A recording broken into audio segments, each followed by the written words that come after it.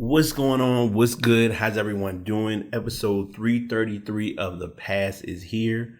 I was supposed to have done this show a couple of weeks back. A lot of things have happened. Life has happened, but you can't rush or push what's going to happen and just accept things for what it is. As always, I'm your host, BT, with yet another week of content.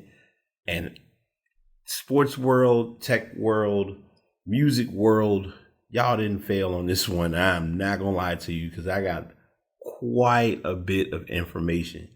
I had some, and it's interesting because this is a show that was going to happen, but wasn't sure how it was going to happen. Had a location where I was going to record, made an impromptu decision, changed that up.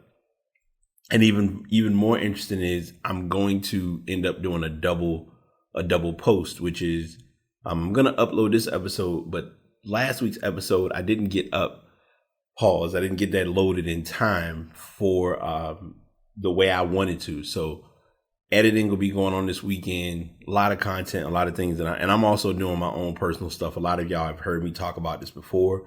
I'm currently learning coding, and that's been a lifetime experience, to say the least.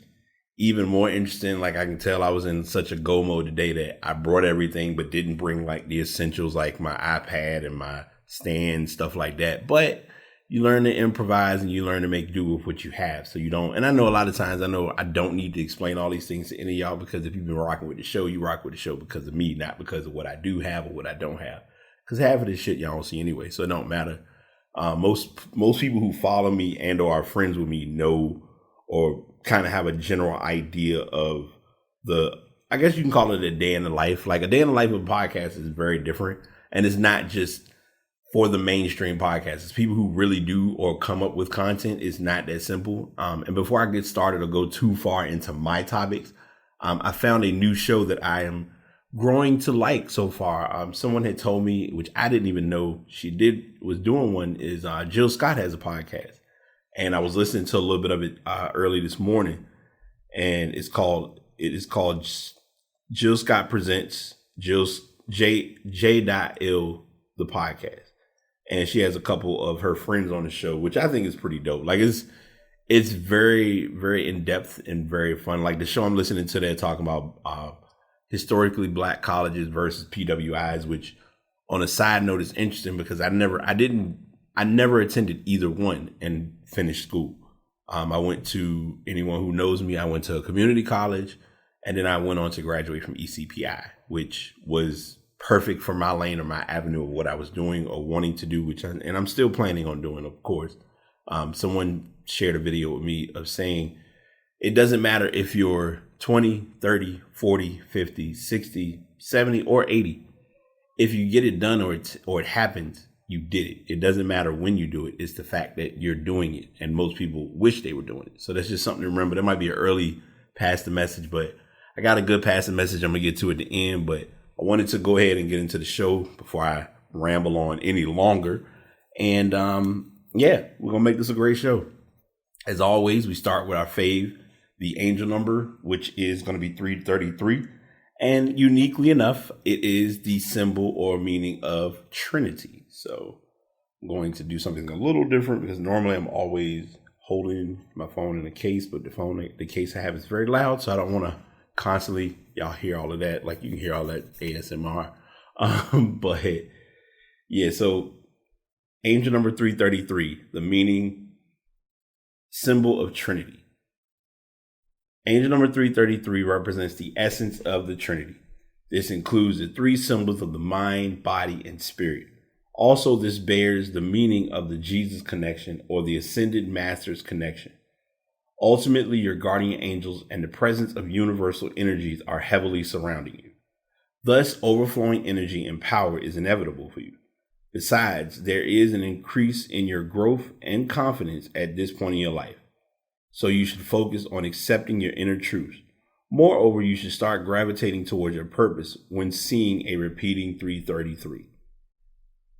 From the biblical standpoint, the number 3 signifies the Trinity, that is God, God of the Father, God the Son, and God the Holy Spirit. It shows that God exists in 3 forms. According to 333's meaning in the Bible, There are three aspects of time well articulated in the Holy Book. These aspects of the time include the past, present, and the future. The Bible also articulates the number 333 with the concept of humans, that is, the body, the mind, and the soul. God existed even before the creation of time, and he created us with a consciousness that makes us who we are. God the Son represents Jesus Christ, who died for our sins so that salvation may be readily available to us. In the gospel books of the Bible, Matthew, Mark, Luke, and John, it is recorded that Jesus Christ died on the cross at the age of 33. What is the relationship between angel number 333 and other numbers? The symbolism is that of growth. Also, that can also mean you are in the midst of a synthesis, or it can also mean being in the process of self-growth. Moreover, maturity comes with personal growth. Therefore, accept some of your mistakes and forgive yourself for some unwise decisions you might have made in the past. Besides, you need this to move and make room for the increase of abundance in your life. Moreover, this is also a reason to eliminate some things out of your life. Consequently, they may be things that are not fruitful or bringing you much pleasure. When it comes to love and relationships, number 333 is one of encouragement and making the right choices in life. The number 333 in relationships indicates that it is time for you to make serious changes and choices in your love life. It is time for you to take action and control your life on the right path. It is not worth it to stay in an abusive relationship when you can make changes that favor you. Love is a good thing, but it is not good when people are getting hurt over it. You have been thinking of moving in with your partner. Gotta have one, but this will happen over time with the guidance of your guardian angel. Your relationship will grow and you and your partner will flourish. You will also learn how to appreciate each other once you start living together. Accept all manner of love in your life since this number is leading you to abundant love. Friends and relatives will show you love in a way that you have never experienced before. Also, romantic love is not the only thing that you should focus on. Love the people around you just as you should love yourself. Love is something that never ends. Your angels will guide you in this journey, and you shall surely come out victorious at the end of the day. Spiritual meaning, it's a message your guardians are sending you. Therefore, it serves as a reminder that you're due for an increase in a specific area of your life. Moreover, some of these areas may include love, peace, or financial blessings. Also, it means that all these might be in store for you. So all you need to do is reach an equilibrium of balance in your mind, body, and spirit. If you haven't caught on to the theme, 3 of the most important things in your life. I'm going to continue reading, but I want to bring this up while I have it fresh. Our mind and our body and our spirit. And I think I'm very emphatic about body, especially with a friend of mine talking to me about this, who I've been checking with today, as well as seeing how a lot of people take the small things we have for granted. And I'll share a story about that in a minute, because I think I did share it as a personal tweet, but let me finish reading this and then I'll go into that. For joy and happiness through the influence, the meaning of 333 reveals that this number is one of joy and happiness. Seeing 333 shows that happiness and joy are just around the corner. The life we live in this world needs to be joyful, happy, and adventurous. However, we at times live in a world that is full of grief and dark moments and days due to our liking. We tend to focus more on the bad than enjoy that which has been granted unto us by God. God wants us to live our full lives and leave the worrying to him since he assures us of peace. The angel number assures you of happiness and joy if you accept God's will in your life. Do not take life seriously all the time. At times, you need to take a break from all the stress that comes with work and family and enjoy life to the fullest. Your guardian angel will give you the strength and ability to take one step at a time while you live a stress-free life. Also, this angel number manifests in your life to show you that joy can be experienced even in the worst of situations. Angels will walk with you, and with prayer, God will also be by your side to bring you the happiness you deserve. The angel number 333 means encouragement and assistance. The angels are in your midst to help and assure you of your plan that lies ahead. When you come across the angel number 333, it always means that your prayers are getting answers and responses from the divine world. This divine message stresses the principle of growth, the three areas of the Holy Trinity. If y'all did not hear it the first 300 or 400 times, mind, body, and spirit, they must be attended to and progressively worked on.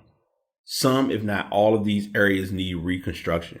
When saying reconstruction, this can mean adding to or taking away from any area that is creating an imbalance to this Trinity. You might be thinking too negatively, causing you to lack in spiritual growth, or you suffer from fatigue and might not have as much strength, and you might need to exercise more or eat healthier. Raise his hand. Thus, these areas need attention and handling by you. Even though God or universal energy, along with the assistance of angels, are with you, you still need to do all the work. 333 is a sign showing you that you need to reconnect with your inner purpose and the needs of your soul. This is quite a bit, so this one is pretty lengthy. I'm not going to read all of it, but the link will be in the show notes, as y'all know.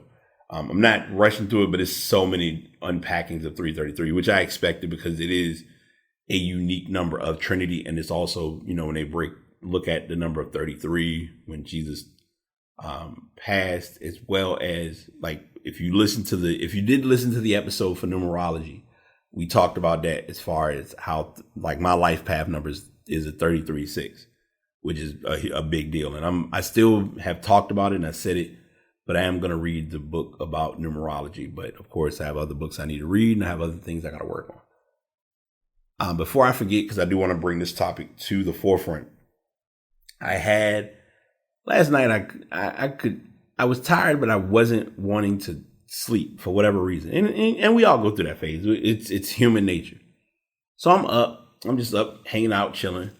And I'm looking at these different videos. And I had seen this video before, but I didn't pay attention to the videos beginning, like talking about it. I watch a lot of basketball videos, Football is Life, very frequently. And it was many of you may or may not know this, may or may not be a thing, so you can fast forward a little bit. But the East Coast Baller Squad was out to, you know, run some games, just kind of get their feet wet, play some basketball, you know, the usual, and making noise, all that stuff, just all of it. And so they were playing, but at the beginning of the video, this guy that, you know, they passed the ball around, they passed it to one guy, passed it to one guy, he passed to another, and they passed over this guy at 3-point line. Now he shoots the shot. It didn't look like a normal shot that anybody would shoot, but it was, you know, it went in. Who cares? Like, the thing with basketball is so basic. It does not matter how your shot looks. Sean Marion, Kevin Martin, the list goes on and on. There's different players who have forms of shots that are not the most presentable. You would call now. Giving people, sometimes my bad, y'all. You see shots, you see jumpers, you see forms, and you're like, okay, I'm just like, whatever. But my man shot the ball and it went in. But as he was shooting, they showed his caption at the bottom that said, he is deaf. And it was like the winning shot of the game. Everybody around him is excited. And deep down, he's like, I just hit a jumper. I didn't think, you know, he saw the score because I believe if I'm remembering right, they had like a scoreboard out there while they were playing. Somebody brought like the old school joint where you can flip the numbers, which I think, suggestion to those, we got a little bit of summer left, but what folks should do is have one person with the team or with the group, and that person should be the person who brings the scoreboard. Now, you bring the scoreboard not for you to personally keep score, but to have it on the side so that when people play that's not the right score, you can say, well, there's the score. There's no point shaving involved. It's not rocket science. I know I'm thinking outside. I know I'm throwing random pieces of logic, but it's something that it popped up in my head, so I wanted to share it while it was fresh on my heart. But him making that shot really like humbled me. So I'm learning to see things with a much different view and a much different perspective on like we have the opportunity and the ability to do and get whatever we want to get done. And we sometimes don't know it because we look at what we don't have. And there are some people without who do more than we even realize we should. Like they're doing a lot and we're sitting there like, oh man, I wish shoulda, coulda, woulda. But folks, while you're thinking about doing, other people are doing. There you go. Run with that, eat with that, play, figure it out and piece it together how you look at it. All right. So while I have an opportunity, I'm going to go ahead and give you an update on the medal count. I have right now, we are in the Olympics. I think the Olympics were getting ready to start when we last recorded. Because at the time, I think Milwaukee had won the championship. The Olympic team was heading over. They had some exhibition games because there was a big deal about us losing, I believe. Was it Nigeria? We lost to 2 exhibition games, and it was like, oh, it's a big deal. But the Olympics have started and are active right now. And it's interesting because they're called Tokyo 2020, even though we're in 2021, but we understand why. And so right now for the medal count, I'll go through a few teams or a few notable teams. I'll go through the top 10. Right now you have China in first, Japan second, USA third. I'm going to assume this is Russia, whoever ROC is. Because every time I see this, I'm like, what is an ROC? But it's not Jay-Z, so don't do that. Australia is fifth with 27. And China has 46 medals, by the way. They have 46 medals. 21 of them are gold. United States has 16 gold. And after that, and then before them, you have Japan with 17. 6, you have Great Britain. 7, Korea. 8, France. 9th, Netherlands. And New Zealand is 10th. Now, this is as of when we're recording. This can obviously be subject to change based on any new results or winners of that sort. So yeah, that's where we are with that, with those, with the medal count. I just want to give that real quick because I know I usually like to I'm trying to remember. I think I've recorded during the Olympics before, and we gave some like updates here and there. Well, if you go back when basketball. And I just mentioned about basketball with the exhibition games was a little bit of a struggle. Not the best performances were seen by our teams, but hey, it happened. And they were going over I believe our first game in group stages, we lost. So there was like a huge alarm of, oh no, it's going to be a tough season. It's going to be a long road. They went on to win the next 2 games in their group. They are advancing to the quarterfinals. They beat Czech Republic. Let me see what the score shows. What was the final score? They're not going to give me the final score. Of course it doesn't show it. Oh, they blew them out. 119-84 over Czech Republic. Kevin Durant scored 23 points. Currently, he is the all-time scoring leader for USA men's basketball. He has 354. There are still more games to play. I think he may play in one more Olympic. I don't know. It's kind of early to say. And Carmelo Anthony was the initial leader of that with 336.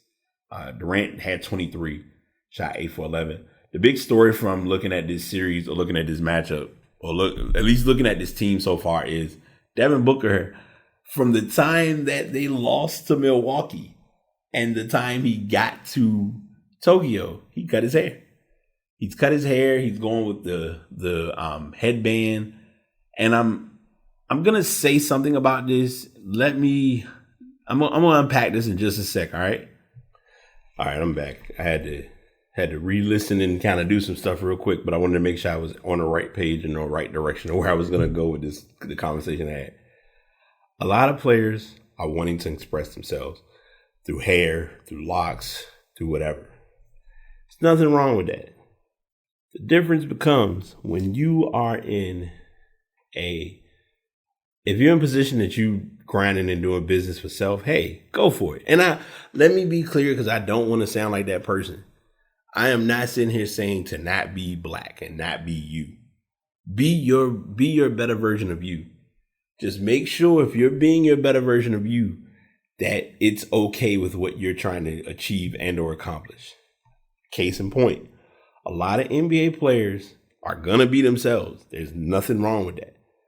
But you also have to remember, if you are sitting in a business meeting on a business office and you're talking about deals that could possibly bring about millions of dollars of revenue, the operation and the movement going to look a little different. Case in point, Brandon Marshall can do however he going to do and whatever he going to do, because what he did, he invested, he branded. Everything that he's doing, a lot that we're seeing now is all, he's no longer in the NFL. So he's not under the NFL's scope. He's under his own scope. He can ride his own wave and do his own thing, and it can be okay. But when you're in a league and you're in a sport, it's no different than working on a job. If you're working for a company, if the company is stringent on a certain thing and it's something that could be an effect or impact on you either getting your benefits and or getting your check, then you're going to have that. Then you gotta, it's either you roll with the punches of what they're doing or you figure out what your next option is going to be. And it's not something that is to be downplayed or disregarded as, oh, you're not allowing me to be myself. No, you can be yourself, but you can't be yourself under another company. You're in a company scope or coverage. So like even down to something as basic as you play in the NBA. If you get hurt in the NBA because you're under the union and it's within the guidelines, the NBA trainers and staff are going to work with you in getting you situated and taken care of. It's an odd or random scenario, but it's no different than if a person is brought into a trauma center. And when they are brought in, sometimes you can check someone, but it's tough to check someone if they're en route to being brought in. You can't like, hey, stop this person. We need to check them, make sure they ain't got nothing. You want to make sure you get them in, get them stable. And then after they get stable, then let's see what they got going on. Let's check everything out. And sometimes they may check it while they're working on them and getting them stable, but it's all about process and like structure and all of those things. But I'm saying, I know I'm on a random tangent, but I'm saying that because I think Devin Booker it's not even just on a business level, but it's more so players. It's a thing that we've seen players do. Like every athlete has done it in some manner, in some way, shape, or form. Blindest yet perfect example. Kobe, rest his soul. When Kobe first came in the league, Kobe came with a little afro, and it was a thing. It was a rock out for a minute. When those championships started coming, when those endorsements started coming, when you're looking at who's gonna put more money in your pocket, you operate a little different, and that's just what it is. Like I've even thought about that myself with how I brand. Like when I promote or share my business with people doing podcasting or doing graphic or web design, I can't come in there with some sweatpants and a t-shirt on. It would be like, hey, I'm coming to your house to fix your computer. And I walk in with some, like, if it's somebody that I personally know and it's like, hey, I'm just doing this and you only come look at it, that's one thing. But if it's somebody who I've never met before and you're trying to make a good impression, you want to make that a good impression. Not the tangent I want to have, but this is just something to really think about and understand with like being expressive and being who you are.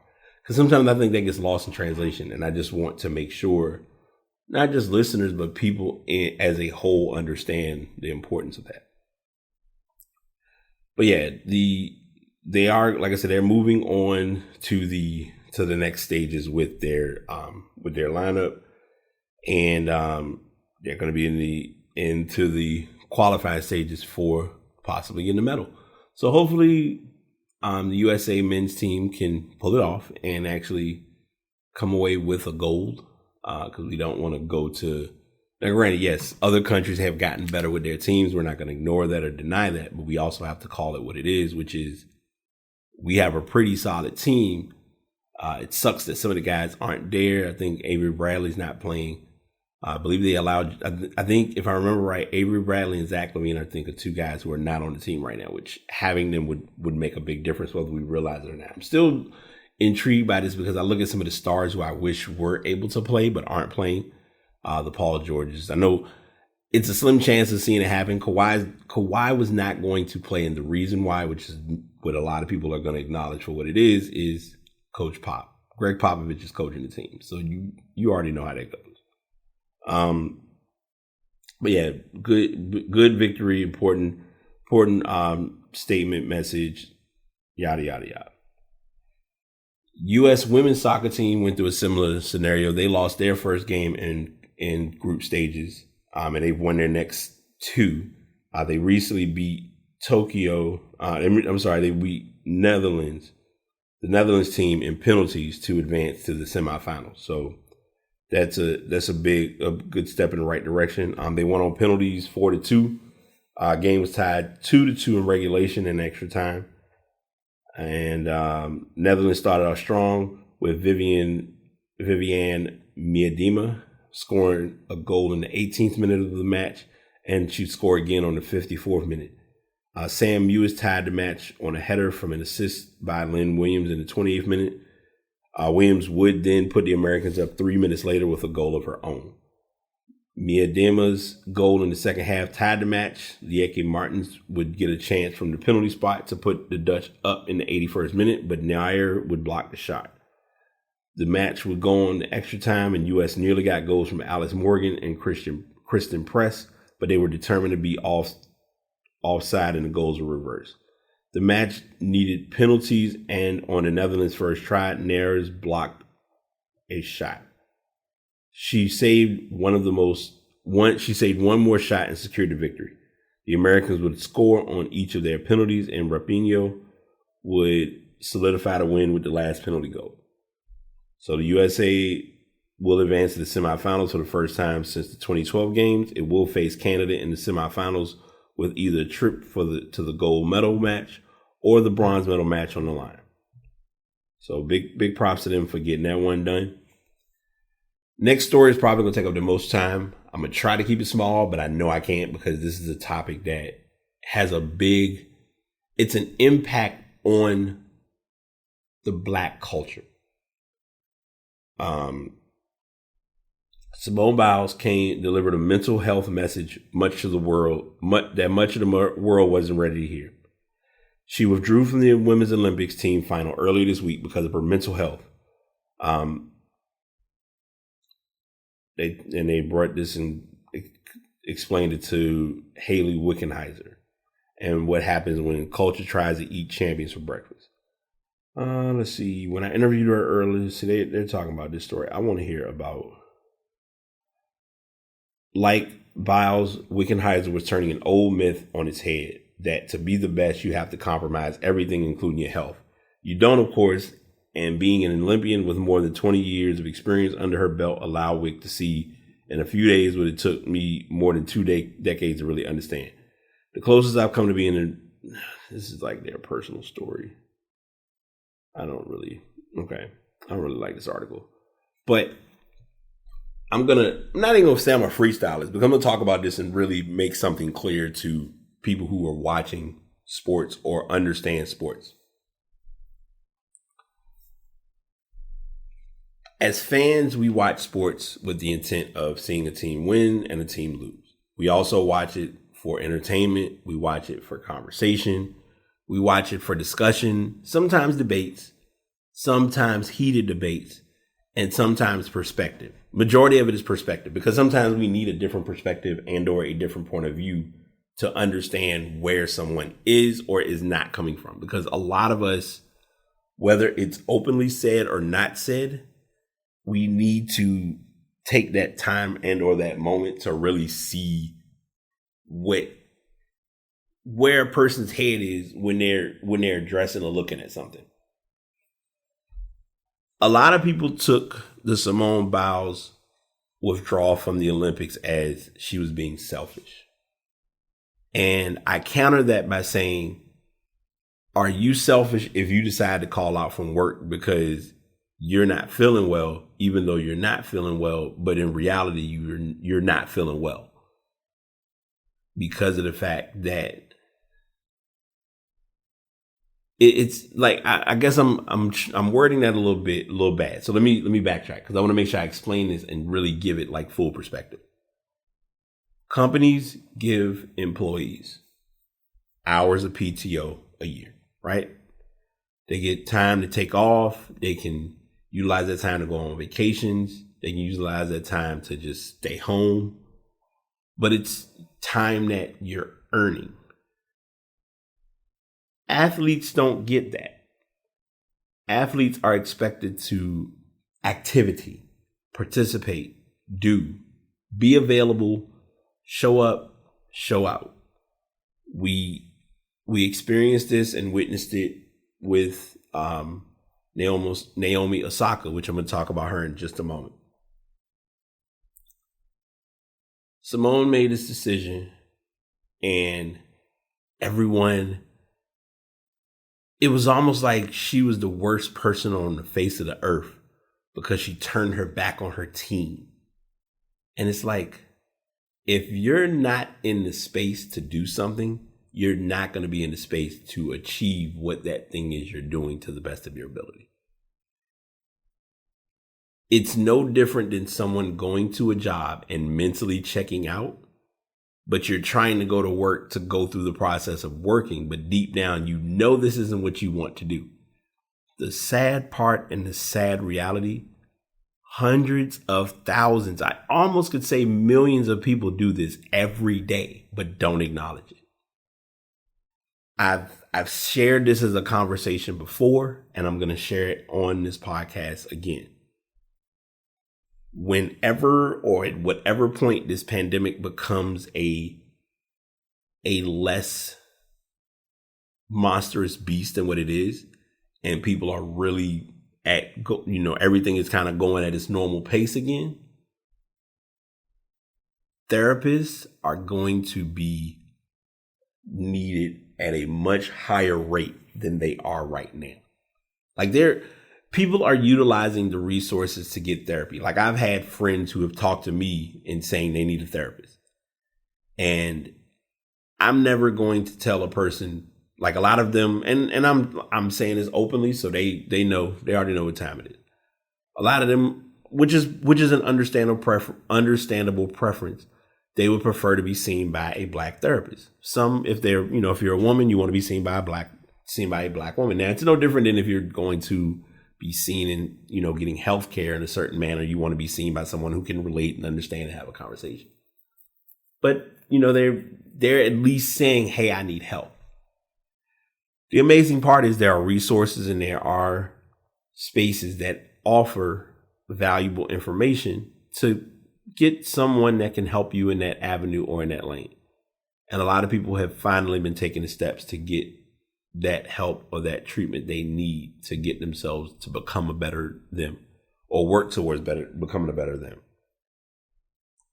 The $1 million component that is ignored or needs to be taken into account is it's not going to happen overnight. The challenge, the added challenge to it that is not being put in these articles or is not something that you can openly see is that if athletes are getting the help, it's not help that's noticeable because most of them are the average, like from an athletic standpoint, most athletes are working on their craft on a regular basis. Not, okay, I'm going to work on this today.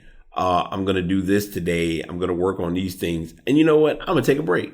No, they are put in these positions to work on whatever it is they're working on a night in, night out, day in, day out basis. And it shocks me and it saddens me that we sometimes don't see that because we come into it with our opinions or perspectives of, well, I mean, they're athletes. They should just go out there and do the job. It's no different and it's no worse than the statement that was made towards LeBron of just shut up and dribble.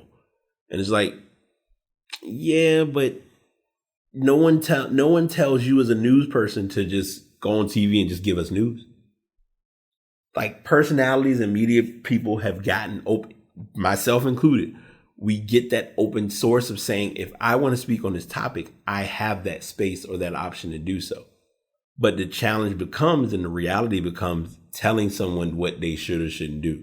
Like, I'm never going to sit here, and if I have done it on record, then please tell me, because I would love to be accountable and understand and making it a conversation. But I don't make it a goal when I talk about different topics or different things, like you should do this thing and this is why you should do it. I like to bring a full spectrum and a full perspective on why this could be beneficial and possibly why it could be harmful. A lot of us don't do that, and we don't understand how impactful that becomes on the mind, the body, the spirit. What we just talked about as far as for the scope or realm of what's going on. And like I just mentioned, and I think that's why I have this title as what I have it. It's like the Olympics and taking care of you. Like I said, I put the title a lot of times and don't really read the articles in its entirety, but then it just ties together because it's not something that's really looked at as an athlete like Simone Biles saying, hey, I need a break. I'm sitting here doing this Olympic shit. I did this 4 years ago. I won gold. I have like the reputable image of doing everything under the sun, and it's not enough. The other thing that gets done wrong, we compare apples to spinach. And it's like, what do you mean? We compare things that, matter of fact, I won't even say apples and spinaches. We compare McDonald's to GameStop. Okay, Brian, what do you mean by that? Well, McDonald's is known, for those who consume, of course, for selling food, the Golden Arches. GameStop is known for selling electronics, tech stuff. Like anyone who's looking to get games or buy games, that's their go-to. But you won't hear the two of them in the same conversation because they're two different entities. And I'm saying a lot of things, but I want to say this because I want to make sure this is pointed out. And I think this is what society doesn't understand. And I think Black society understands this, but it's not something that's publicly said. And I think I'm going to be one of many who will bring this to light. If it's already been said, then, oh, well, I'm just riding the wave. People don't know how or aren't willing to acknowledge Black women's mental health. And the reason why is because they give this perception. And let me be clear, because I don't want anybody to come for me and where I'm going with this. I am not speaking for Black women. Not my goal, not my intention. But my understanding and or conversations and observation is it's not acknowledged as clearly and as concise as it is compared to others. And it's not fair. It's not fair. It literally comes down to the infamous and or dreaded statement of make it make sense. And you can't, because people will find ways to clarify or dumb down what someone does and not taking time to really look at it as, hey, people like Black women, most of my friends who are Black women, I know for a fact, and I've never really had to have these conversations A to Z, but I've talked about it to them from different perspectives, are carrying the weight of the world on their shoulders. And they're carrying the weight of the world on their shoulders, living just I don't want to say a regular, but just living a day-to-day life. So think of athletes who are Black women carrying the weight of the world on their shoulders, carrying the title of being a Black woman, carrying the perspective or idea of you got to be strong. You can't be angry. You have to look a certain way. You have to act a certain way. Like going back to the hair thing, like Black women on jobs being natural is like the cardinal sin of the world. And it's like, why? Why do we move this goalpost in this aspect, but not moving on other aspects? Like it should be an across the board thing.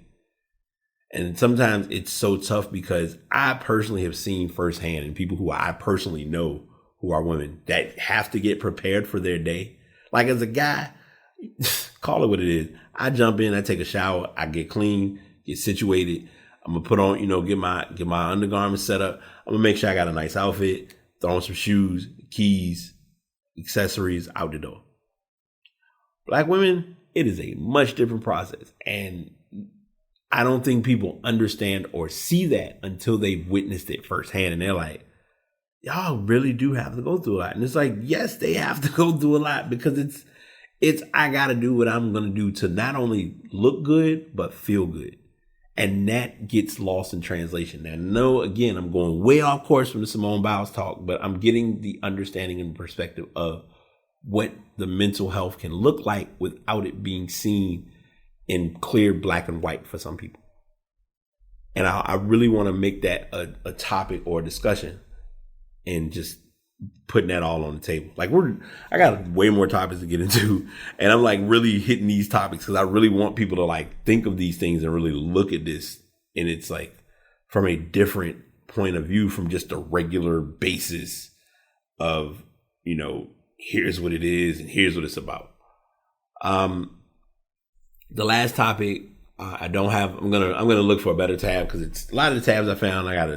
Some of the tabs on it, but hey, it is what it is.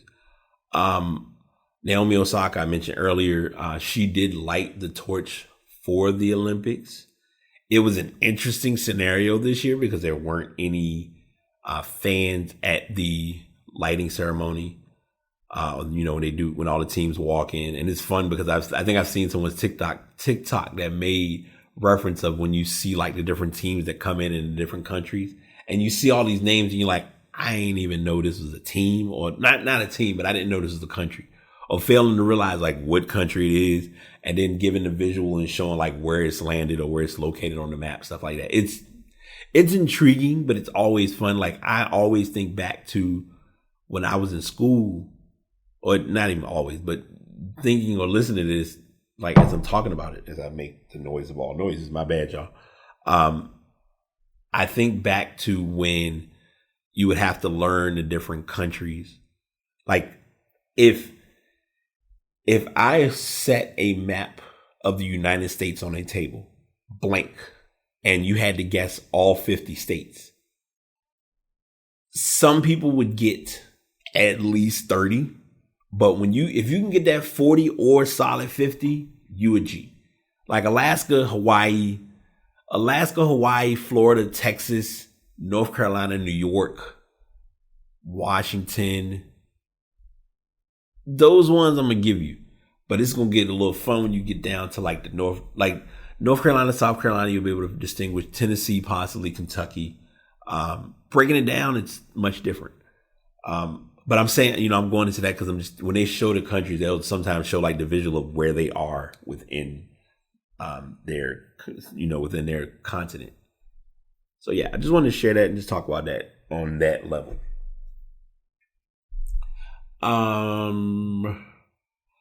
So we have the NBA draft has happened, and the NBA draft went like I expected it to go.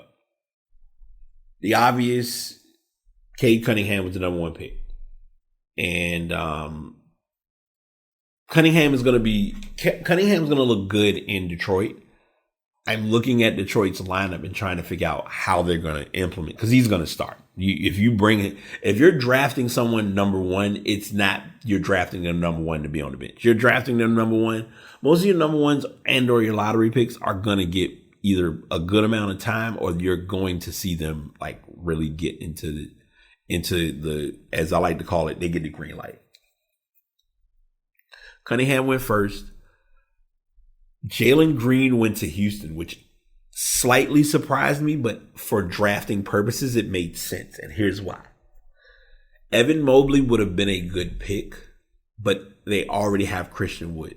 So Evan Mobley and Wood, I don't know how that would have looked. That's my personal opinion, and that's just kind of where I'm at with it. Scotty Barnes wasn't going to go that high because everything's still a question mark about Scotty Barnes. Like, I've been in some different clubhouse rooms and listened to conversations about it's a touch and go factor for Scotty Barnes. And I think him going to Toronto is going to work because I think him and Fred VanVleet are going to be a problem. The rumors have been swirling, but nothing has been solid. Kyle Lowry will likely be leaving Toronto. Finding a suitor has been the challenge. So I think it's going to be a matter of once the actual free agency action all happens, then we'll see what happens. But right now, there really isn't like a big talk on like he's going to go to enter name here. Jalen Suggs, someone brought this up. Like I watched a video early this morning talking about this. Jalen Suggs went to the Orlando Magic, which means now they have 4 point guards. They have Markelle Fultz. They have Anthony Cole. I'm sorry, Cole Anthony. Why am I calling him Anthony Cole? I want to relate him to J. Cole so bad, but he's Greg Anthony's son. But they have Cole Anthony. They have R.J. Hampton, who they got in a trade with Denver. And now you have Jalen Suggs. Suggs is going to get time, but Suggs is going to be in a battling position because it's going to come down to which of these guys can play off ball. Cole Anthony off ball is not good yet. The guy who did the video brought up the idea that they should release Markelle Fultz. If they do, I mean it's bad. It's business, because they brought up even comparison of saying it was a similar scenario when you had Vucevic, Bamba, and it was another big man. What's even worse for them that I'm still looking at is Mo Bamba's still there. I'm still waiting. I'm still waiting for Jonathan Isaac. I'm not gonna lie. Isaac I didn't think was that good when he came out of Florida State, but that's me. And that's just kind of what it is. Jonathan Kuminga went 7th. Josh Giddey, who was, I think, the first overseas player, he went 6th. Davion Mitchell went higher than I expected, but I'm glad he got drafted. Zaire Williams is going to Memphis due to a trade. He was drafted by New Orleans at the 10th pick. James Bouknight went 11th. Joshua Primo went 12th. Chris Duarte went 13th. Moses Moody out of Alabama went 14th. And this was the touching part of the draft. Now, I don't think he would have got picked this. I still say it. I said it in the sports group, and I'm standing behind it. I don't think he would have got picked this low, but they did a commemorating an honorable draftee for the draft in Terrence Clark. And if any of you have followed me or been keeping up with my TikTok page, which I keep saying I'm going to share, but I don't.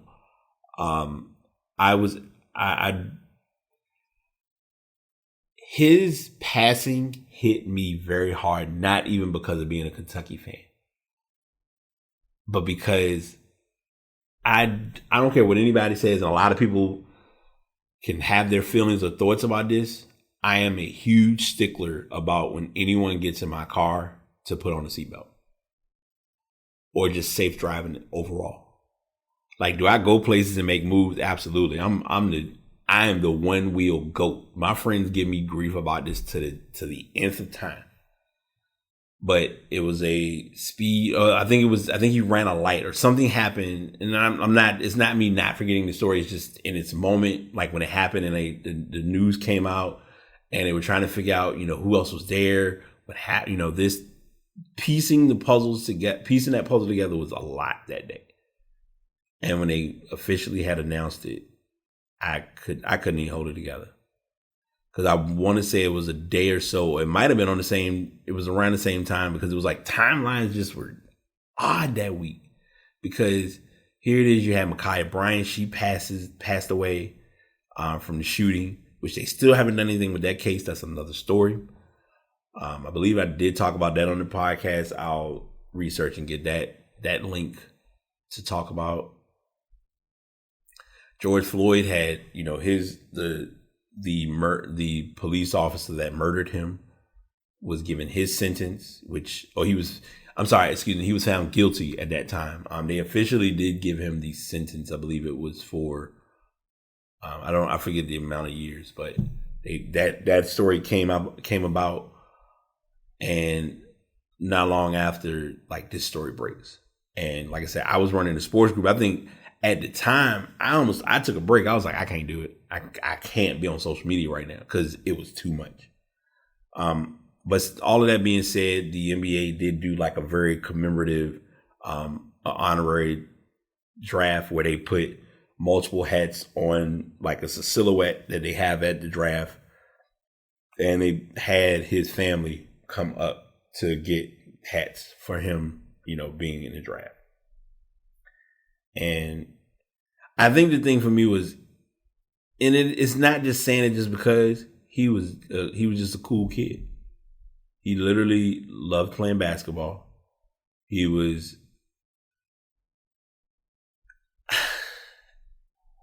you can never say a what if or what could have been, because him going to Kentucky was what he needed. And when the season, because I think their team made the tournament, he played a couple games and we kind of got to see what we were going to see and expect him on the next level.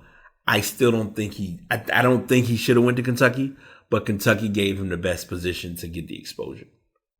And he had a lot of guys, and even outside of guys who didn't play directly with him, guys who, like, even though they didn't play with him on Kentucky, like guys who played basketball, like, were very impacted by his passing. So, I still, even me talking about it now, I'm trying not to shed a tear, because it just, certain things happening just don't hit the same when you are like in a position or in a space where you're thinking about it and talking about it. But a few, like I said, it wasn't a horrible draft. There were a lot of guys, like I said, Trey Mann went a little lower than I expected. He went 18th to the Thunder. Keon Johnson went 12th. I'm sorry, Keon Johnson went 21st to the Knicks, who then traded him to the Clippers. Isaiah Jackson went over to the Pacers due to the Wizards trade, which I'm going to get into that in a moment. Josh Christopher went 24th to the Rockets. So you have Josh Christopher, you have Jalen Green.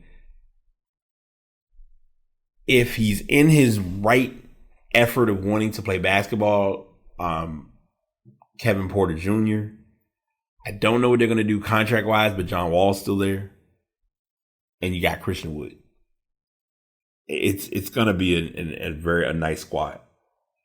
Cameron Thomas went a lot lower than I expected. He went 27th to the Nets. A lot of you may or may not know him. Cameron Thompson actually played so he played high school ball at Oak Hill. Then he went to LSU. And LSU was a perfect school for him because he just needed a place to go to show, like, hey, I can shoot the ball, which he did. And he obviously shot it well enough to get drafted. Big news, Nashawn Highland, a.k.a. Bones, played basketball at VCU. He got drafted 26 by the Nuggets. So that's, like one of the guys who was in our sports group, he was excited about that. I was excited when I saw the post. I was like, oh, nice. He got drafted. That's what's up. Isaiah Todd, he was drafted by the Bucks. Then he was traded to the Wizards in their conundrum of a trade. Ayo Dosunmu went to the Bulls. So that's going to create a pretty core squad with Zach LaVine, Kobe White, Vucevic, and him. They'll kind of be able to put something together. Sharif Cooper went a lot lower than I expected. He went 48th to the Hawks. That concerns me a little bit because he's a point guard. Trae Young's a point guard. So you're likely putting him in a position to run the second lineup. Could work out good. It may, and a lot of it too is going to come down to what happens at Summer League. He might come out in Summer League and they really could put him in a position where he might get some rotational minutes, because in the NBA, it's not just about, and I think this gets lost in translation from basketball. Being a starter is great, but the only thing greater than being a starter is being in the rotation. Like, if you're getting rotational minutes where you at least are going to see the floor for at least 20 to 25 minutes, give or take. And that can be that can be kind of like sporadic, because you think 25 minutes out of a 48-minute game is pretty good, because you're at least on the floor for at least half of the game. Because you have some guys, like, you got your starters. Your starters are going to stay, but they need rest. So if you're resting those guys, then that next core group that comes in should be able to rotate between times and minutes and as needed. Or you may have like the durable Iron Man guys, such as the James Hardens when he's, healthy, the Kevin Durant's, Chris Paul's, like a lot of those guys who play a lot of minutes because it's just a natural factor, but they need that rest, and it can play, it can be a good thing or a bad thing. BJ Boston dropped low, but I'm okay with where he was picked up. He was picked up 51st by the Grizzlies. He was traded to the Clippers. Scotty Lewis went way lower than I expected. He went to the Hornets. Scotty Lewis, if you may or may not know, very, very huge phenom in high school. He went to Florida. I believe he was at Florida for 2, maybe 3 years, and decided to go pro. Didn't work out. May not work out. I don't know. Luka Garza, they were talking about. He was a senior. They were wondering how he was going to look or what was going to happen with him. He actually goes 52nd to Detroit. So having him join Cade Cunningham that'll take a little bit of pressure off of Cade, believe it or not. Initial thoughts, if you put me behind, I don't want to use gunpoint, but if you put me at like hey, you got to make a decision, who are you seeing as rookie of the year?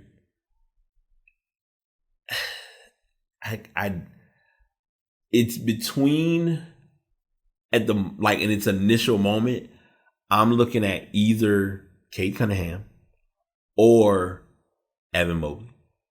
Because Evan Mobley went to Cleveland. And whether anyone wants to say it or not, he's going to get the ball.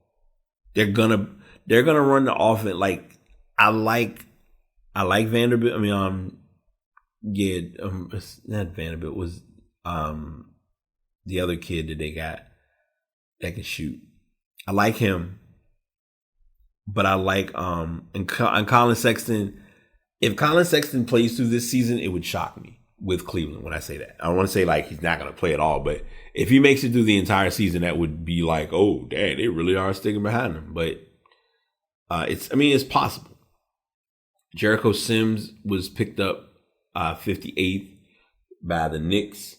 Another pick that was kind of mind-blowing, but I'm glad he did get drafted, was Quentin Grimes. Quentin Grimes, those who may or may not know, he was at Kansas, and then he transferred to Houston. And he needed that transfer to kind of like really show off his game. He got picked up 25th, and he's going to the Clippers, who they later traded that. They made that trade of that pick to the Knicks. And the kid's name is Garland. I don't know how to spell him, Jared Garland, but it's not Jared Garland. But his last name is Garland. Garland, Sexton, the kid that just came out of Auburn. This is going to be year 2 for him. I like him, and Mobley could generate a good young core. Makes me question what's going to happen with Kevin Love, but that's neither here nor there. Like I said, the draft wasn't atrocious, but it wasn't like, oh, these guys are the ones you need to really watch out for.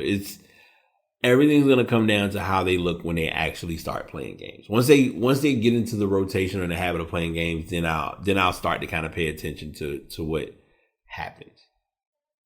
Two names, and I'll get into the next topic. 2 names that did not get picked up, which are shocking but not shocking, are Kyrie Walker and Thon Maker. Oh, I'm sorry, not Thon Maker. Makur Maker from Howard. I don't think Makur should have came out of Howard. He should have stayed and played and developed and gotten some type of basketball game, because there wasn't gonna be an it factor behind him to say we have to draft this guy. I'm exhaling on this because I want to make sure I sound right without sounding stupid. Kyrie Walker shot himself in the foot of being drafted and really being that guy. And I know I'm going against the grain and talking, because I'm like, oh, you just said you don't talk about anybody, but here you are about to talk about something. I think Kyrie Walker could have benefited if he actually had film or been able to play somewhere that actually would have gave him the exposure to get to the NBA. Now, there are two ways that you can come into that. If you'd went the G League route, I hear you. I got you. You could have ran that wave and it could have worked out. I'm gonna talk about that. I got a third name. I just thought about. Ooh, that just hurt because that just made me think. I got a third one. I'm gonna get into the third one in a second. But let me finish this thought. When he decided not to go to Arizona State, that was concerning for me. Because whatever school or whatever team he was going to play on needed to get exposure. And I don't want to sound like this person, but we got to call it what it is. If your exposure or your noticeability is not made clear from the beginning, there are going to be problems or concerns of seeing what we expect to see out of you when you make it to the next level or try to get to the next level. Case in point, everyone can say whatever they want to say about LeVar Ball, but LeVar Ball did everything in his power to set LaMelo up to get picked where he did and have the season that he had of making it, become a Rookie of the Year. Anthony Edwards was a great player. Don't get me wrong. It was a close call, but LaMelo had a very solid rookie year compared to Anthony Edwards. To steer this to the Kyrie Walker comparison.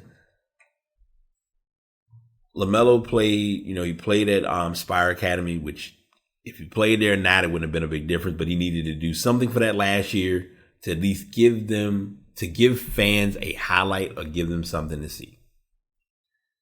He needed the year to sit out. He knew he wasn't going to go because no colleges were going to even think of him because he already had played in, Venezuela or New Zealand. We played in another country. Lithuania, I forgot. I think it was Lithuania. He played in Lithuania. Played for the Lithuanian team, didn't work out. So that ruined all chances of going pro. Going to college. His brother didn't benefit with the whole China scandal, but that's neither here nor there. I still think his brother could, if his brother was able to do things the right way, he could have still salvaged his career or salvaged his basketball expectations or something. But I don't think he was giving it the effort that it deserved. Another story for another time. Add in, he goes to Spire, then he goes overseas. He goes back overseas and he plays Australia ball. He went to an Australian team, showed off. He was getting buckets. He was starting to learn his ability. He tapped in. I'm going to give you credit for that because that was what separated him from, that was what put him in the position to be drafted as a lottery pick. He could have been picked higher, but I think it was just the type of draft class, the class he was in. Getting picked where he did wasn't the worst feeling in the world either. When Kyrie Walker had that breakout moment against, when he was younger, he was playing against Julian Newman. That got him on the scene. There's a video highlight where he was playing in a summer league and he played against Jalen Green. Dude showed you that he could ball. He was a bucket. I'm not going to take that away from him at all. But he did not have the effort to the game. And lacking the effort to the game, lacked him getting the exposure. And he didn't. I'm saying this because this is something that I'm now that I'm watching more videos and more people do this, there's a very wide open scope or space to create content on YouTube, especially for basketball players. Because everybody, I think until before last night, I didn't realize how many people had YouTube channels for playing basketball. And they're all they're all good, edited, good highlight based videos. Kyrie Walker didn't have a Ball is Life or Overtime or something that was going to make him stand out as that guy. And then when he went, after he decided to not go to Arizona State, he went, played ball at another school. They gave him a chance or a place to kind of develop and get his game going. And he didn't get drafted. And like I said, I feel bad because I feel like the guy could have showed way more if given the opportunity. But you also have to take advantage of the opportunity when it comes. And he didn't. Because the thing with basketball is it's a simple yet direct analogy that's never talked about with basketball. When your number or your name is called, you got to be ready to play. And if you don't show it where it matters most, it will become a problem. And that was what happened. Like, he did not show up in those key moments. And then when it translated to, okay, I'm going to the NBA draft, it's like, what do we have to see of you recently that's going to say, man, we got to draft him? Because there were no, like, normally you would see some Kyrie Walker highlights of footage come up. Okay, he dropping buckets. He back. He ready. Working out something. And I don't know if I'm reaching with what I'm about to say, but I'll share it anyway because it's important. Having that media personnel or those folks that's in your corner to say, yeah, let's get some video footage of him working on X, Y, and Z. Let's get some video footage of him, in the weight room actually working on stuff, or like lifting weights. None of that became a thing, and he paid for it in the long haul. That's the main point of it. So that was what I observed and or gathered from that whole thing. Okay, we're at an hour point, and I got like a whole lot of other stuff, so I want to make sure I get everything on here. Russell Westbrook was traded to the Washington. He was traded to the Los Angeles Lakers for 3 players and a first round pick in the 2021 NBA draft. He was traded for, because I believe it was Montrezl Harrell, Kyle Kuzma, and there was another player I believe involved in the trade. What makes this a very odd trade or an odd instance is just the simple fact that they had just did the re-signing of, or they were like extending an option to Montrezl Harrell or something like that. And then someone brought up something that I didn't even realize. This is almost going to be a unique 2% deja vu of Brooklyn's scenario with the James Harden trade. They currently only have 5 players under contract. Oh, that's right. It was Kyle Kuzma, it was Montrezl Harrell, and it was Kentavious Caldwell Pope. Because they were making like a mock. I found some video where they were mocking Caldwell for, he didn't take a shot or didn't go to the right location that LeBron needed. And it turned into a unique scenario. Now, here comes the $1 million question. It's early on, but we don't know. It's a thought. It's something to look at. Between these 3 guys, could all 3 of them possibly make the All-Star team next year? I know it's early, but it's just something to consider or think about based on lineups and teams. And or could they make it, like, if it turns out where one of them are like left out due to a snub or whatever the case may be, could they make it in based on injuries or folks who say that I'm not playing an All-Star game? Whatever the case may be. LeBron's going to make a case to try to get in. And this is early, and I'm saying this being wild, but I'm talking about it because it's available. LeBron's going to make a case to try to get he's going to get enough votes to be a captain, but they're really going to make this particular All-Star game a big deal for LeBron because it's in Cleveland. It might be his last season. We don't know yet. Like, it's nothing that he's talked about, but I would not be surprised if they do that type of a thing. Now, if he does a farewell tour, right, like D Wade, I'm okay with that too. Like, LeBron can do it however he want to do it. We have to call it what it is. LeBron is one of the best players we watch in basketball. I'm not gonna say he's the GOAT. I think the GOAT conversation is not. I personally don't like GOAT conversations, and I think I talked about this on the podcast before. It's a matter of how you consume music. If you want to hear it in vinyl, go to Jordan. If you want to hear it in CD, go to Kobe. If you want it streamed, go to LeBron. Whatever your choice or preference of how you consume is going to be how you rock with it. Vinyl, and it's an interesting thing even for me as a music fan and saying it that way. I didn't have vinyl. I didn't play vinyl as a kid because my parents were older. They had vinyl. I want to go back and get a record player now, but it's another story. I played and burned and listened to CDs. Like, CDs are still part of my life. Like, I'm using a computer with a CD drive on it that I don't use. Kobe was my guy. So that's why I look at it how I look at it. And like I said, I like streaming. I think digital is cool, but digital works for where we are now, plain and simple. So that's that. Like I said, they were able to get that trade done. There were a couple of other trades that did occur during the leading into the draft, and that definitely made for quite a bit of conversation. All right, so we're going to go ahead and go into stuff at the 1 hour 9 minute mark, which is crazy, but hey, it was a lot of content, so I wanted to make sure I get everything on the table. But first story is Behance is going to be adding a Patreon-like subscription to support creators. Artists are going to be able to set monthly fees, which I think is cool because that means that if I'm designing something and I want you to see it, you have to. It's not even like an intended paywall, but it's more I'm giving you a scope to get more of my content. It's one of the most significant changes to come to the platform since it was acquired by Adobe. They're introducing Patreon-like subscriptions. Starting today with a small group of about 24 artists, Adobe is allowing creators to offer access to premium projects, live streams, and source files in exchange for a monthly fee. The company says creators can set their own subscription price, and it's up to them to decide what people get in return for the financial support. You'll see prompts to support creators throughout the platform, including when you watch live streams. For Adobe, obviously, this is another way for the company to monetize one of its products beyond its Creative Cloud subscriptions and standalone software offerings, which is another story.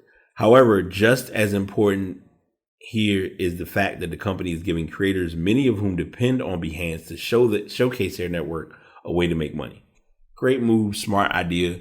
I personally am still looking at an idea that I want to try at some point of utilizing, say, a OnlyFans to do content, to work on, to show off artwork or designs that I need to get out there and get in the masses, and that'll be like another way to, even just giving, like I've even looked at it at one time to use it as for podcasting tips.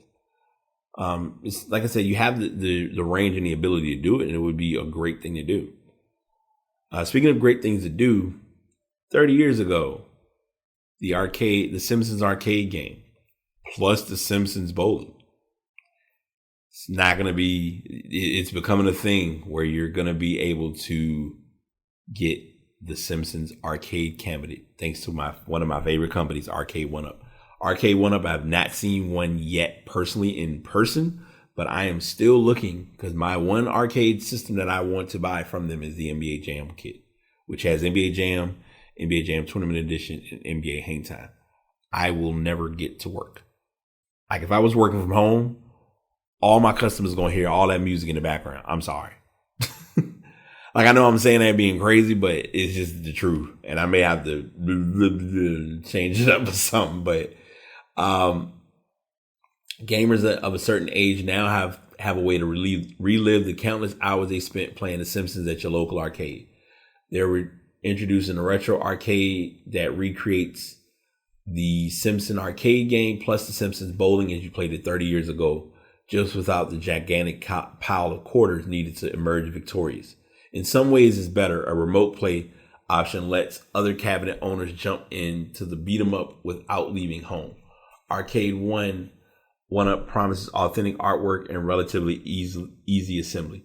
Pre-orders start on August 16th. Arcade1Up hasn't mentioned a price, although the period appropriate Turtles in Time cabinet costs $650 if you need a reference point. You're paying a lot to satisfy your nostalgic urges. Still, this might be worthwhile if you're looking for a conversation piece in your den or game room that ventures beyond the usual air hockey and pool tables. Smart idea. Like I said, I think these are going somewhere that no one is really prepared for, because personally, space and the ability to do it would generate a much higher benefit on having these type of arcade cabinets. And I can't believe I've been recording this long and not took a chance. Always remind y'all, and I'm always reminding myself, number one goal and number one thing to make sure of on a podcast is to drink water. Just drink water. I promise you. Krispy Kreme will be selling Xbox donuts called the Nexus Level. The Fluffy Donut is a marketing collaboration with Microsoft to celebrate 20 years of Xbox. It's going to be sold at Krispy Kreme stores and online across the UK and Ireland between August 2nd and August 22nd. The donuts won't come equipped with CPUs, GPUs, or SSDs. Tech talk for any of you who care.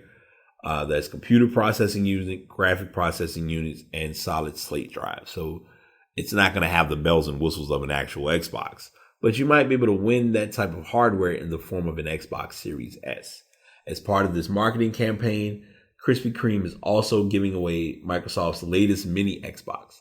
You'll need to purchase a dozen of the new Xbox donuts for a chance to win a console, and Krispy Kreme will include a month of Xbox Game Pass Ultimate with every dozen donuts. Boy, that might be my incentive, because I am really in between of getting Xbox Game Pass again, because I just recently cut off my Xbox Live because I don't feel like I need it, but I'm unsure because I may want to get Game Pass, and that might incentivize me back to gaming again. So we'll see. Something to think about. Welcome to the next generation, introducing the Nexus Level Donut coming soon. It is going to be a single donut will be $3 and a dozen will be $20. They have even created a playful marketing video, featuring a creative director named Christina Kareen and a quality assurance guru named Xavier Boxwell. I do not believe it.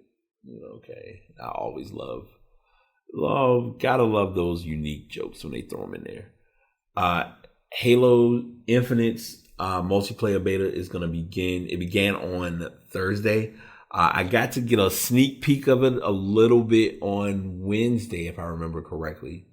Doesn't look too bad. Looks very promising. You'll be able to test the Halo Infinite over the weekend.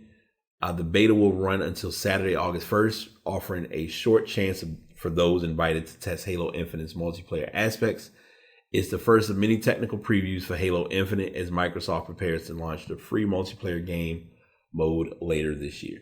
The first preview will include testing gameplay against AI bots with a bot arena to gather feedback. Oh no, wait, what? Oh, okay, I was like, what did I just do? All right, close that. There we go. All right, I was like, please don't mess up my audio. And 343 is making huge excitement for this and all that it brings. Hang on one sec. So yeah, we'll have quite a bit to look forward to with Halo Infinite, and if I'm remembering the reading, it is going to be free to play. They're starting that implementation where if you're paying for the online subscription, they're trying to make a lot of games to kind of compel you towards, hey, come check out our system.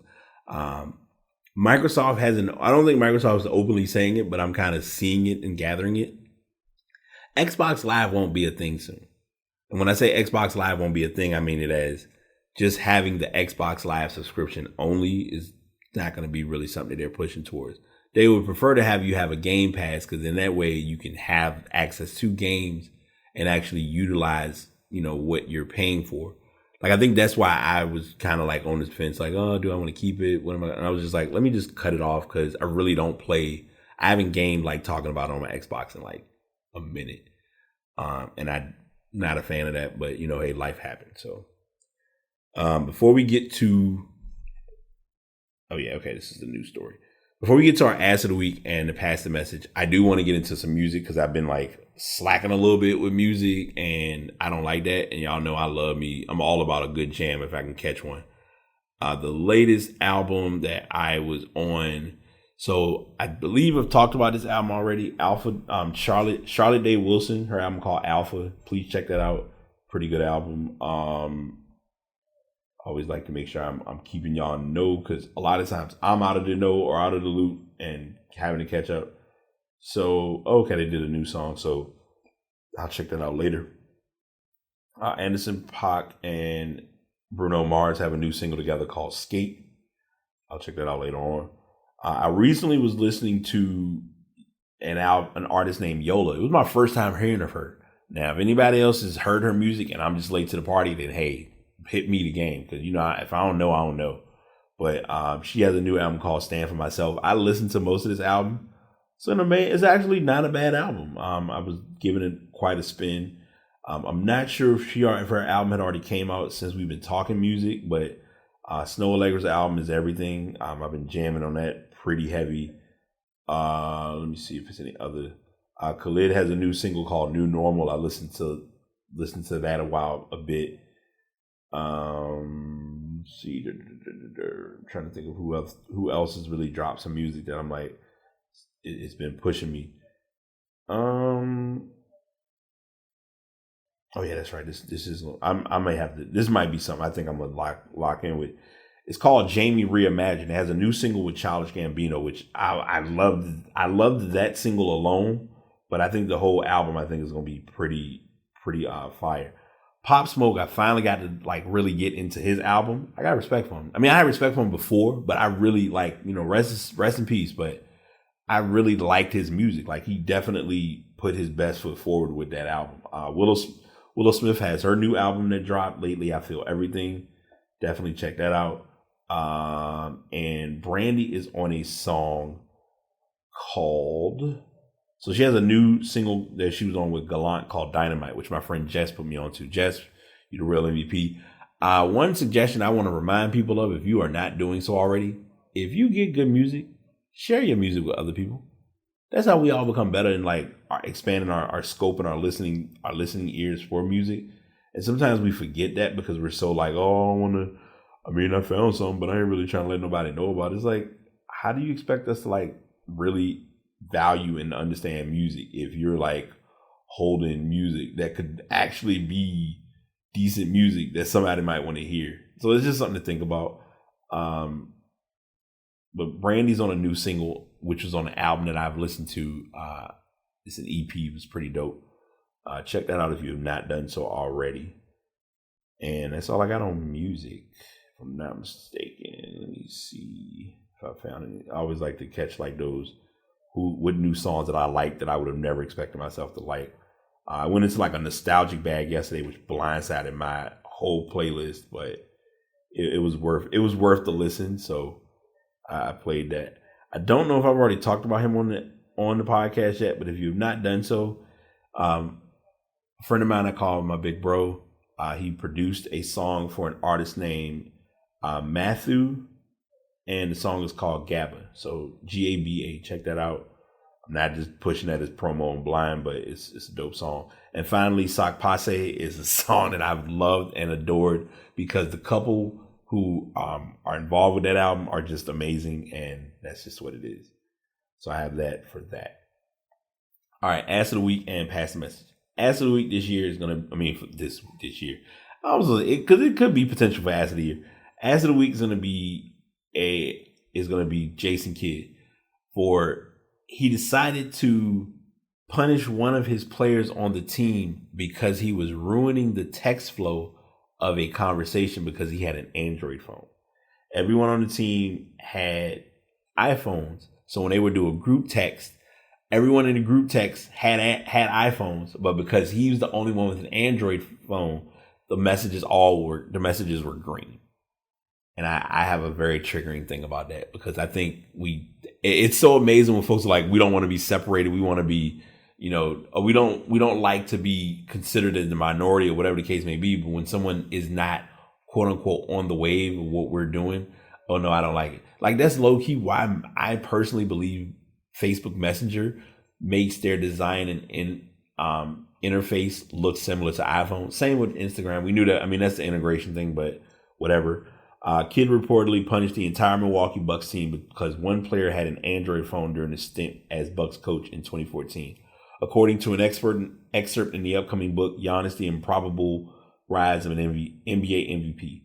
Feder writes that Kidd was a strict, hard-nosed coach with the Bucks from 2014 to 2018 and brought an interesting coaching tactic that punished the rest of the team for a single player's mistake. If a player slipped up during practice, then Kidd would make every other player run sprints while the player who made the mistake had to watch from the sideline. And yeah, they talk about all that stuff with that. But it's just interesting because, I mean, I think he was able to technically get another ring with LA, and he also is now going to be the head coach of Dallas, which is Turnabout's favorite play because that was who he coached, who he played for, oddly enough, when Rick Carlisle was coach. So the more you know. Pass the message, quick one, simple one. I got a few minutes.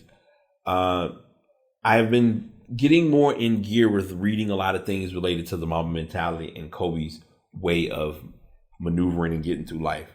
And he gave 11 tips for applying the Mamba mentality to your career. Someone wrote an article related to this. This is from I found this article initially on Medium, and because Medium is very limited with how it shares allows you to read articles, I was able to find it on another source to share it. But he gave 11 things that made him great in his career. Maintain a commitment to hard work and excellence. Always stay curious. Be your authentic self. I know we just talked about that. Like, be your authentic self and keep that in mind with your career. Like, if your authentic self, if you want to be who you are with your hair and style and what you present, hey, be yourself. Just be okay with being yourself and understand what comes with that. And I'm saying that even in my demeanor and delivery from earlier in regards to that. Share your knowledge. Pay attention to the details. Every day is a competition with yourself. Live your passion. Understand empathy. Handle adversity with resilience. Embrace failure. Greatness requires sacrifice is number 11. My added message that I'm going to put to this is, and this message came up on someone shared a video with me that I needed to watch, and it made me really like realign and think of how I operated and thought of stuff that I wasn't thinking of before. And it really like was a perspective based video that I needed to watch. And that is, we all get within a day, we all get 24 hours. We all know what we're capable of doing within that 24 hours. But we find every way possible to not manage and take care of the 24 hours that we're given. And sometimes we miss things because of what we did or didn't do in that 24-hour period. And then we try to carry it over to the next day. We carry it over to the next day, which then carries over to months, which sometimes carries over to decades. So there are things decades ago that you didn't work on, but you have a chance to work on it now.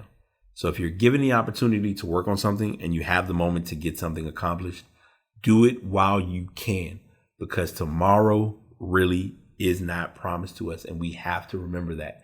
And if we forget it now, it's going to be too late.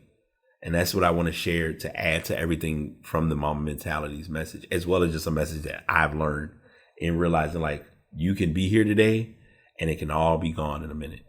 So that's what I have for y'all. I hope everyone stays positive, stays productive, work on being the true you. Don't let anybody stop you from what you're trying to get done, and don't miss your moment to shine.